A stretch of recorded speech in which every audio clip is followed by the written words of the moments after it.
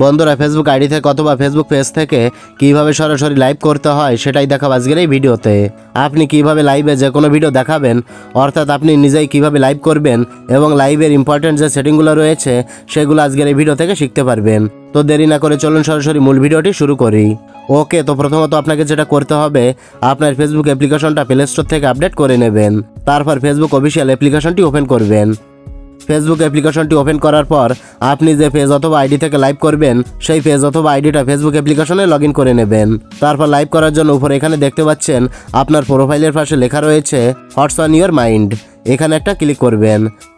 Click করার পর এমন একটি ইন্টারফেস ওপেন হবে। তো এখানে দেখতে পাচ্ছেন অনেকগুলো অপশান দেওয়া রয়েছে। তো এই অপশানগুলোর ভিতরে লক্ষ্য করলে দেখতে পাবেন একটা অপশান রয়েছে লাইভ ভিডিও। জাস্ট আপনি লাইভ ভিডিও অপশানে ক্লিক করবেন। লাইভ ভিডিও অপশানে ক্লিক করার সাথে সাথে আপনার লাইভ অপশানটা ওপেন হয়ে যাবে, আপনার ফোনের ক্যামেরাটা ওপেন হয়ে যাবে। ওকে, তো এবার আপনাকে কিছু সেটিং করে নিতে হবে, তারপর আপনি সরাসরি লাইভটা করতে পারবেন। তো আপনি ফেসবুক পেজ থেকে অথবা আইডি থেকে যেটা দিয়ে লাইভ করেন না কেন, আপনার কিন্তু এই একই রকম অপশান আসবে। তো এখানে আসার পর আপনি কি করবেন, উপরে লক্ষ্য করলে দেখতে পাবেন আমার এখানে পাবলিক দেওয়া রয়েছে। তো আপনার এখানে অনলি মি অথবা ফ্রেন্ডস দেওয়া থাকতে পারে। তো আপনি এখানে পাবলিক সিলেক্ট করে দেবেন, তাহলে সবাই আপনার লাইভটা দেখতে পারবে। তারপর এখানে দেখতে পাচ্ছেন প্লাস অফ একটি বাটন রয়েছে। তো এখান থেকে যদি আপনি প্লাস অফ বাটনে ক্লিক করেন তাহলে আপনার ফ্ল্যাশ লাইটটা অন হয়ে যাবে। আপনি যদি রাতে বা অন্ধকারে লাইভটা করেন তাহলে এখান থেকে এই ফ্ল্যাশ লাইটটা অন করে নেবেন, তাহলে আপনার লাইভটা ক্লিয়ার দেখা যাবে। তারপর যেটা রয়েছে সেটা হচ্ছে মিউট মাইক, অর্থাৎ আপনি যদি এখান থেকে মিউট মাইকে ক্লিক করেন তাহলে কিন্তু আপনার ভয়েসটা রেকর্ড হবে না, শুধুমাত্র ভিডিওটা রেকর্ড হবে। মানে আপনার ভিডিওতে কোনো সাউন্ড থাকবে না, শুধু ভিডিওটা রেকর্ড হবে।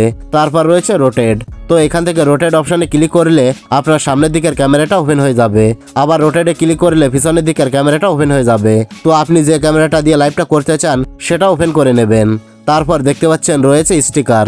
তো এই স্টিকারস অপশানে যদি ক্লিক করেন তাহলে এখানে বিভিন্ন ধরনের স্টিকার চলে আসবে। আপনি যদি আপনার লাইভে স্টিকার অ্যাড করতে চান বা ইমোজি অ্যাড করতে চান তাহলে এখান থেকে অ্যাড করে নেবেন। তারপর এখানে দেখতে পাচ্ছেন রয়েছে ইনহ্যান্স অফ। তো এটাতে যদি আপনি ক্লিক করেন তাহলে আপনার ভিডিওতে যদি কোনো নয়েজ থাকে তাহলে সেই নয়েজগুলো রিমুভ হয়ে যাবে। তার জন্য এখান থেকে এই বাটনটা আপনাকে অন করে দিতে হবে। তারপর সবার নিচে দেখতে পাচ্ছেন টেক্সট অপশন রয়েছে। তো এখান থেকে যদি আপনি টেক্সটে ক্লিক করেন তাহলে আপনার লাইভে আপনি এখান থেকে সরাসরি কিছু লিখে অ্যাড করতে পারবেন।